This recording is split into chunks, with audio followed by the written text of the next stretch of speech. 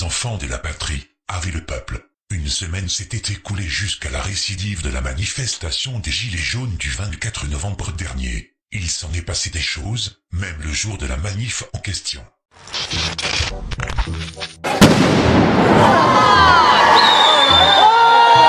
Merci d'être avec nous en direct sur BFM TV. Quand on voit ces images des Champs-Élysées, on a l'impression, et c'est une question que je vous pose, que vos collègues sont débordés. Non, mes collègues ne sont pas débordés. Mes collègues ont réussi avec un grand professionnalisme et dans des conditions extrêmement difficiles. Prenez pour exemple pourquoi la mairie de Paris n'a pas retiré les barrières pendant les travaux sur les Champs-Élysées qui ont servi de barrage aux manifestants, enfin pas aux manifestants, on veut dire, aux casseurs. Ne faisons pas d'amalgame.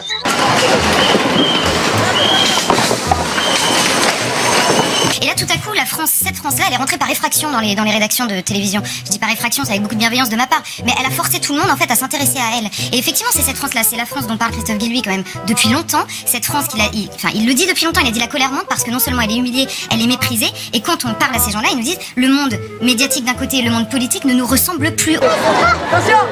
Ouais, attention! Les gars!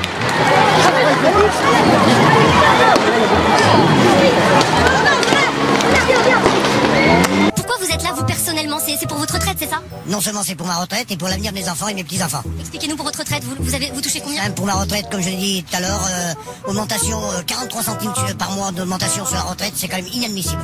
Or que on travaille pendant 43 ans de cotisation. Et c'est ceci qui est très irritant et qui risque de pousser à la Moi, France. ce que je vois dans ces Français, c'est surtout des Français qui se sentent humiliés parce qu'au-delà de la pression fiscale, il y a aussi la question des petites phrases du gouvernement répétitives. On a là les feignants, les moins que rien, les alcooliques, les illettrés, qui sont tous dans la rue pour dire on est peut-être tout ça, mais on est aussi respectable. On savait tous et toutes qu'ils allaient être infiltrés par des casseurs d'extrême droite et d'extrême gauche. Quand je lis les propos de Ruffin, il dit que c'est la France qui s'exprime en bas des Champs-Élysées, honte à ce député. Et que les manifestants pacifiques, dans leur immense majorité, pourront à un moment donné s'extirper de cette nasse. On le voit à leur profil, on les connaît, les Black Blocs, on sait comment ils sont équipés, on connaît leur moyen d'âge, on connaît leurs agissements. On ne comprend plus quand vous parlez, on n'a pas les mêmes préoccupations tous les jours, et à la fin, Christophe Castaner, s'il y avait besoin d'une confirmation de plus de discours, nous ressort l'éternel argument pour décrédibiliser les personnes dont il parle en disant ils sont racistes, homophobes et antisémites. Non mais sans blague, c'est hallucinant en fait d'entendre un truc pareil alors que les gens, en plus qu'on a vu sur les plateaux télé, qui ont effectivement été traités de beaufs, le français moyen, très moyen par une autre rédaction, donc voilà, on ressent... non mais moi juste pour se retrouver à la rue pratiquement, j'ai même moi un fils qui était au resto du cœur, qui est obligé d'aller manger au resto du cœur, et ça me débecte, je suis pas plus là.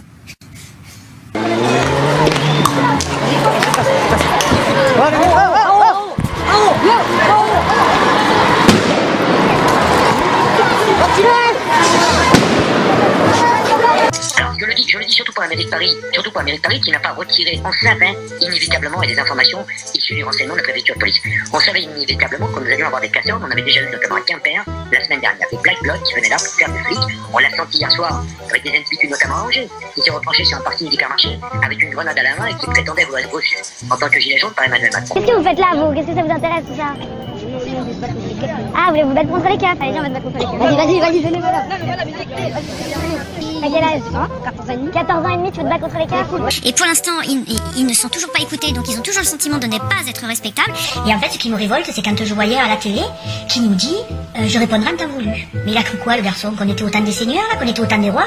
Il nous méprise, il est bien arrogant. C'est quoi ça? C'est parce qu'il est né avec une cuillère en or dans la bouche ou c'est parce qu'il a travaillé chez Rothschild et qu'il a pris la grosse tête?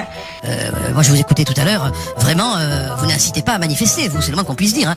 Vous êtes des distributeurs d'inquiétude de première qualité. Mais là, le peuple gronde là. Là, ça fait 4 jours. Ça fait 4 jours qu'on est autour des ronds-points. Les gens sont solidaires et ils s'arrêtent. Ils nous donnent plein de choses. Et nous, on est là, hein, on essaye de faire quelque chose pour l'avenir de nos enfants, pour nous. Et en fait, ils nous entendent pas. Mais à un moment donné, il va falloir qu'il se réveille, le garçon. Il va falloir qu'il arrête de faire le sourd. Il faut faire des propositions, il faut rassurer le peuple.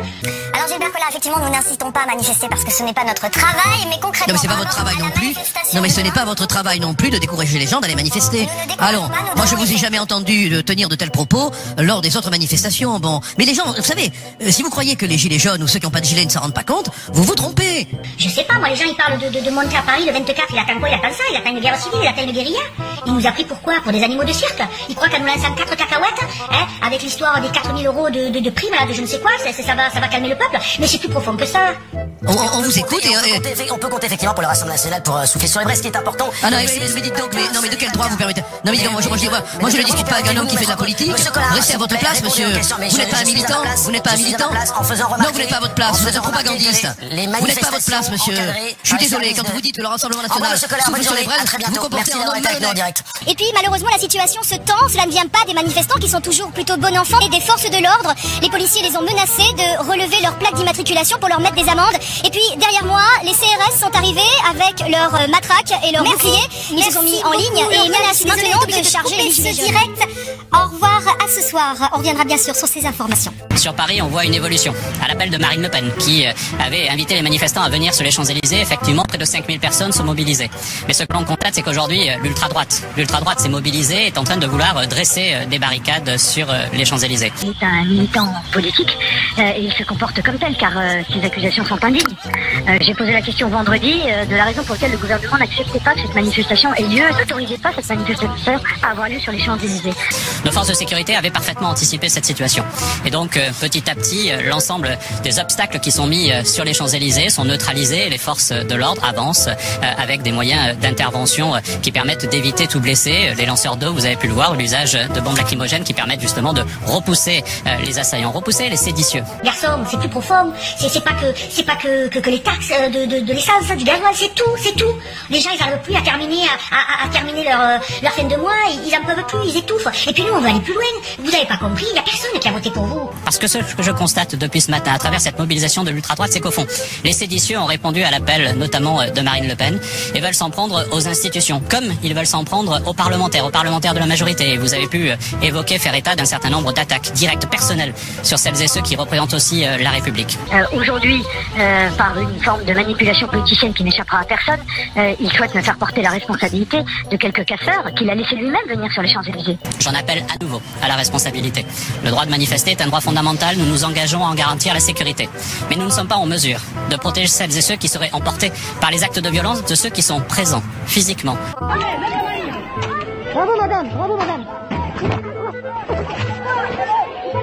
Pourquoi vous faites ça? Il y a une alors, tout ce qu'il faut. Ce matin à Paris, mais pas seulement à Paris, en province aussi, nous avons des alertes sérieuses, pourraient contribuer avec violence aux manifestations des Gilets jaunes dont j'ai pu évoquer samedi dernier le caractère bon enfant. Ça n'est plus le cas aujourd'hui.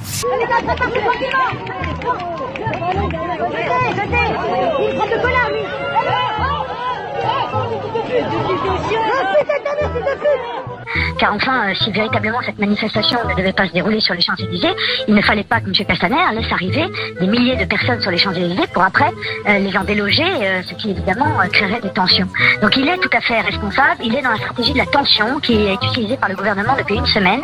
T'es pas gilet jaune? Je m'en bats les couilles. Tu t'en bats les couilles? Moi je suis là juste pour le fun. Pourquoi le fun? C'est trépidant? On se marre? Ouais, de ouf. Tu fais quoi? Tu participes? Voilà. Tu casses un peu? Ouais, voilà. Sympa. Ouais. T'as cassé quoi là? Ah, cassé, ben regarde, pour le moment. Peut-être la nuit. Et qui consiste à mépriser les Gilets jaunes, à les insulter, à les diaboliser, et là, à leur avoir tendu en quelque sorte une forme de piège. La police avec nous. La police avec nous. Merci. La police nous a laissé accéder aux Champs-Élysées. Merci. Bravo, merci.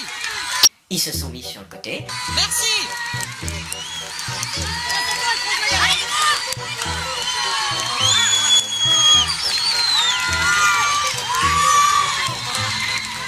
Donc la vraie chose qui s'est passée, c'est que le ministère a donné à la police l'ordre que les manifestants puissent traverser et se rapprocher des Champs-Élysées. Mais je croyais qu'on n'avait pas le droit d'y aller. Alors pourquoi tu demandes à la police de nous laisser y accéder?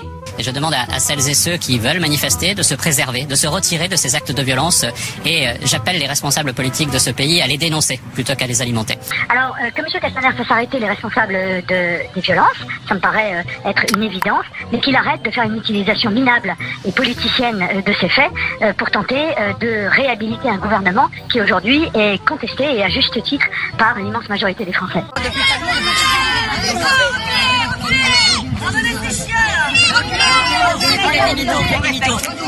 Vous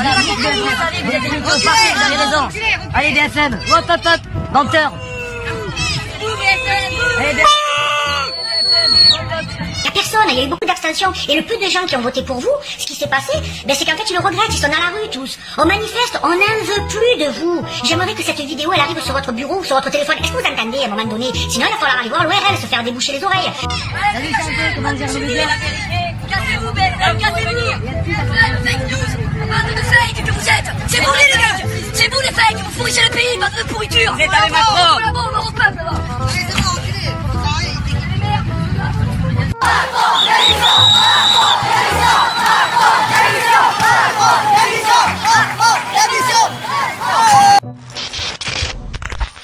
On est tellement débordé qu'on ne peut pas tout dire en une seule vidéo. Mais la seule chose que vous observerez, c'est le mot d'ordre de la crasse politico-médiatique, la diabolisation, les amalgames, la désinfo, les calomnies, et surtout, l'instrumentalisation d'une ultra-droite imaginaire. Et tout ça, sur ordre du kéké de l'intérieur, rend temple en Castaner. Il n'a pas arrêté de la semaine, ni même le jour de la manif du 24 novembre. Plan du gouvernement pour faire baisser le prix des carburants, infiltrer le mouvement avec des casseurs et perturbateurs. Alors, je le dis surtout pour la mairie de Paris, qui n'a pas retiré, on savait inévitablement, et des informations issues du renseignement de la préfecture de police. On savait inévitablement que nous allions avoir des casseurs, on en avait déjà eu notamment à Quimper, la semaine dernière, des Black Blocs qui venaient là pour faire du flic. On l'a senti hier soir, avec des individus notamment à Angers, qui s'est retranché sur un parti médicarmarché, avec une grenade à la main et qui prétendait vouloir être reçu, en tant que gilet jaune par Emmanuel Macron. Qu'est-ce que vous faites là, vous? Qu'est-ce que ça vous intéresse, tout ça? Ah, vous voulez vous battre contre les keufs? Allez, viens, on va te battre contre les keufs. Vas-y, bénévolat. T'as quel âge? 14 ans et demi. 14 ans et demi, tu veux te battre contre les keufs?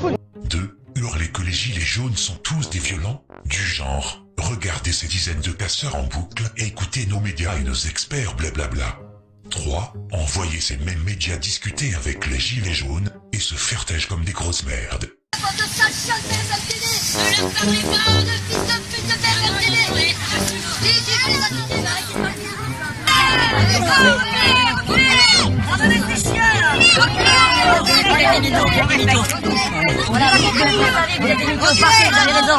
Allez, BFM, hop hop hop, menteur.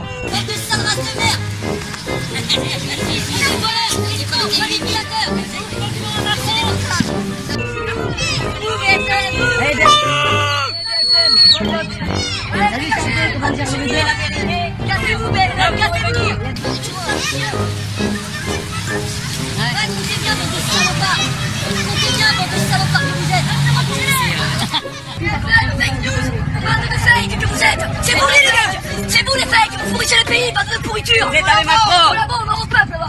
4. Ces gens sont déradicalisés, on se croirait en 1930. 5. Sortir des sondages et vidéos affirmant que les Français sont opposés aux gilets jaunes, afin de créer une opinion publique anti-gilets jaunes sortie de nulle part.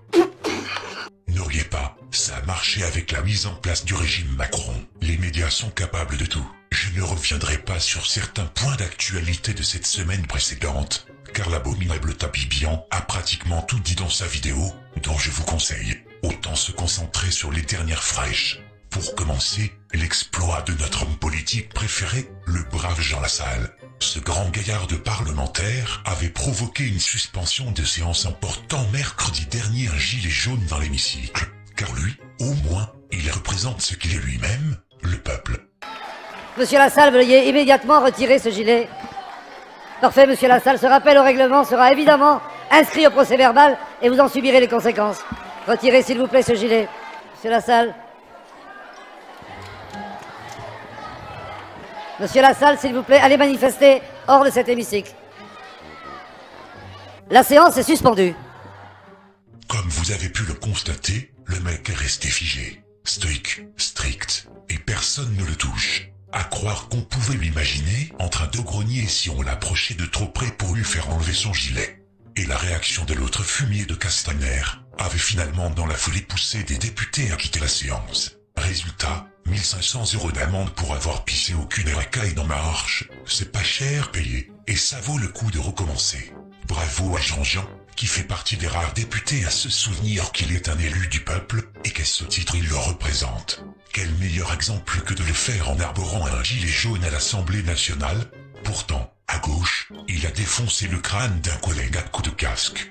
Il a été mis en examen pour violence volontaire avec arme, mais il garde son siège à l'Assemblée au sein de son parti de merde, tandis qu'à droite, même s'il porte un gilet jaune, on veut l'humilier et on le vire de l'Assemblée.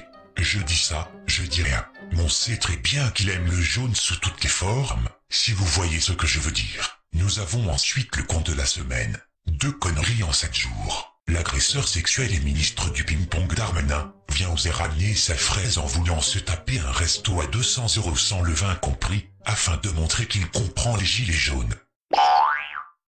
Pas du tout hors sol le gazier. Ministre de quoi déjà? Ah oui, du budget. Mais soyez rassurés, le prochain mouvement social, ce sera celui de gilets de sauvetage. Et sa seconde connerie, celle qui fut prévisible. Il évoque la manifestation des gilets jaunes comme la peste brune. Oh le fils de pute! Mais ce ne sont pas les gilets jaunes qui ont manifesté, c'est la peste brune qui a manifesté. Non, il y a aussi les gilets jaunes. Vous dites c'est la peste brune qui a manifesté. Évidemment, ceux qui étaient sur les Champs-Élysées, je ne les confonds pas du tout avec les gilets jaunes qui, par ailleurs, partout, un peu partout en France, pardon, font des manifestations. Il y avait aussi des insoumis, il y avait de tout, et puis vous dites qu'ils sont pas politisés.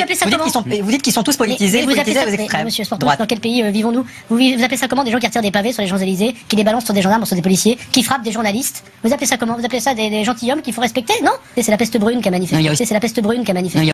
Je pense que quand on mettra les cons sur orbite, t'as pas fini de tourner. Si on observe certaines dégradations, on remarquera ceci.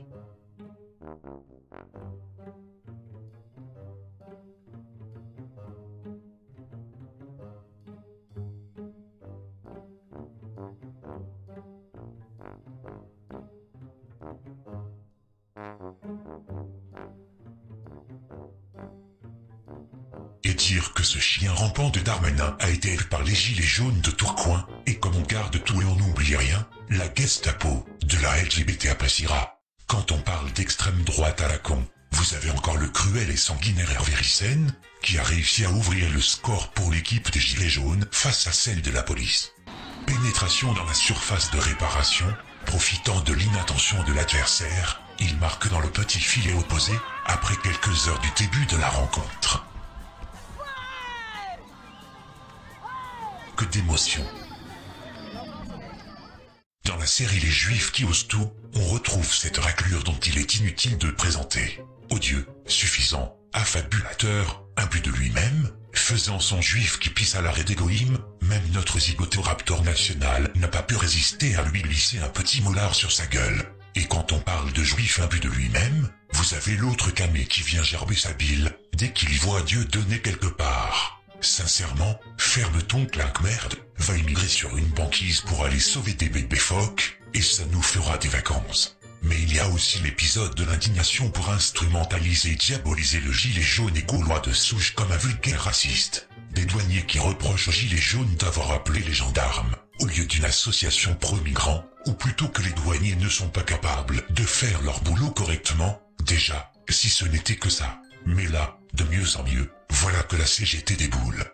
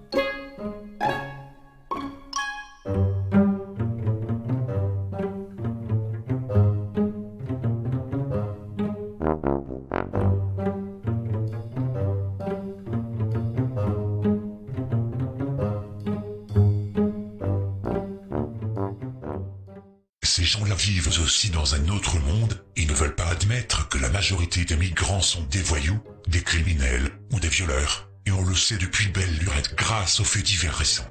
Non, ces blaireaux-gauchistes projettent toujours cette idée du migrant mendiant et crevant de faim, et que le Gaulois doit s'écraser chez lui, doit se pousser pour faire de la place, en gardant le sourire, se faisant pisser dessus au passage depuis 40 ans devant ce flux d'immigration insupportable. Par contre, on peut soupçonner Macron d'avoir vu Les Seigneurs de la Route, film d'anticipation sorti en 75. Un président régnant en maître et organisant une course automobile majeure où des bolides marquent des points en écrasant des piétons. De quoi je parle?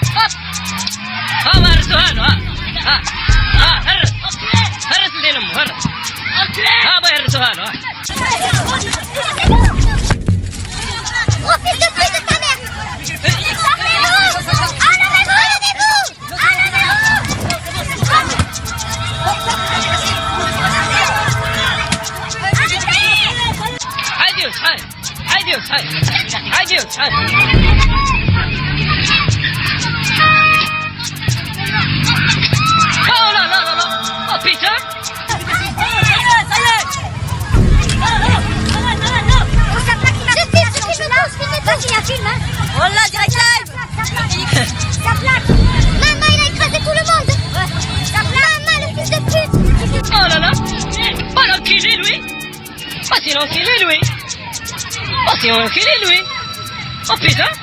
Ah Louis, il va tuer les gens quoi! Il va tuer les gens quoi! Oh putain! Oh putain!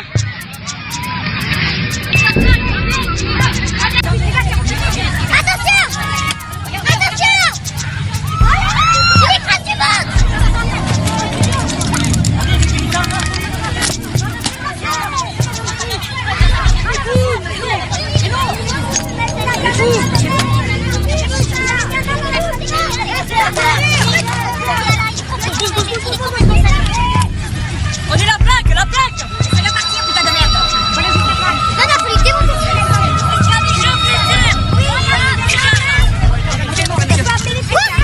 Il est mort! Vous allez bien, monsieur? Je fais le coup, vous inquiétez pas! Il a le pied cassé! Il est où mon frère? À mon avis, c'était pas Gilbert Montagnier qui était au volant.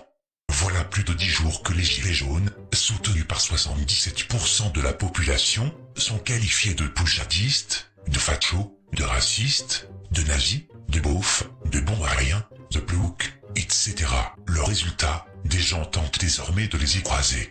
Chauffés et encouragés par Castaner et sa clique, les macronistes s'en donnent à cœur joie.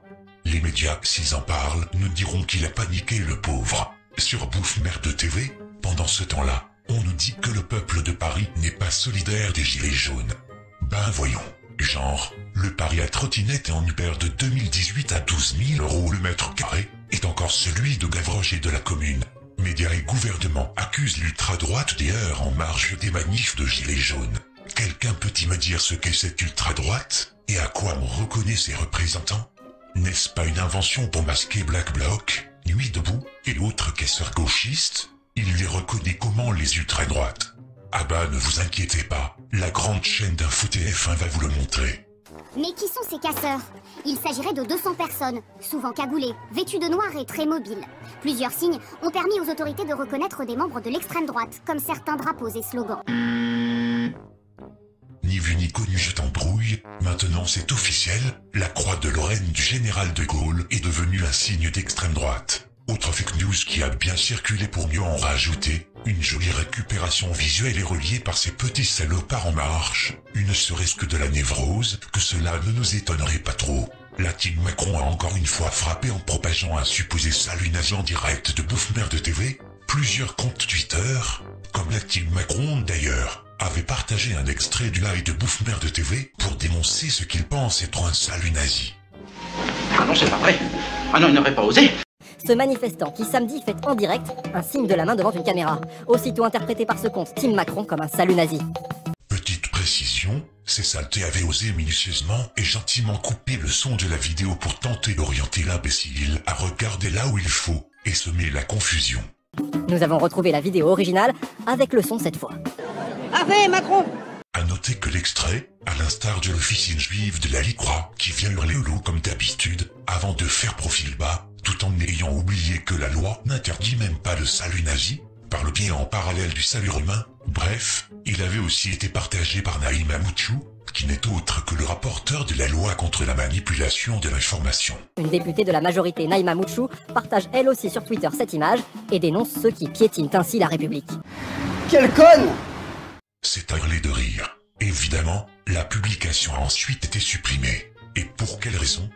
Parce que ce fake news, non seulement n'a dupé personne, mais a été aussitôt épinglé par les médias mainstream. Résultat des courses, tout le monde repart dans sa tanière, sauf ces salopards de Team Macron, qui persistent encore et toujours à nier l'évidence, sans jamais avoir sucré leur publication. Tous des bananes. Faut dire que les mecs sont au taquet total pour vouloir cracher à la gueule des gilets jaunes, afin de les faire passer pour des violents qui se substitueraient à la loi. Et, les connards? Et lui? C'était quoi? Un exemple de bravoure ou un dernier recours des innocents et des sans espoir peut-être?